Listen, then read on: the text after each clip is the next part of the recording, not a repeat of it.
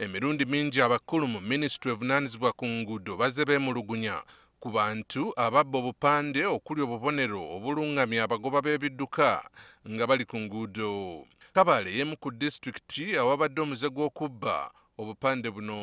We should stop vandalizing the road furniture. You go on Zirobwe Semto Road, all the road furniture has been cut and taken away. Ku kyalo Hamuganda ekisangibwa mu parishi y'e Mpalo mu distulikiti eno kyewunyisizza bangi nti Sentebbe yennyini abadde yeenyigira mu muze ogw'okubba obupande buno.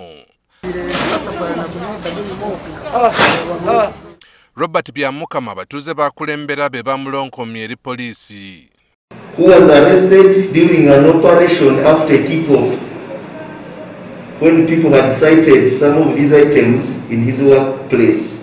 Byamukama obupande bw'enguudo abadde abuwesaamu ebintu eby'enjawulo. Okulawo kw'obupande buno ku nguudo kussa obulamu bw'abavuzi b'ebidduka mu matigga. It is these signs that alerts a person on the road that there is a corner, there is a slope, there is a hill, there is a road narrowing ahead. Poliisi mu kitundu kino etegezezza nga bw'egenda okwongera ebikwekweto mu kitundu kino okufuuza abenyigyira mu muze guno. Mukama agenda kuggulwako omusango gw'okubba n'okwonoona ebintu bya gavumenti.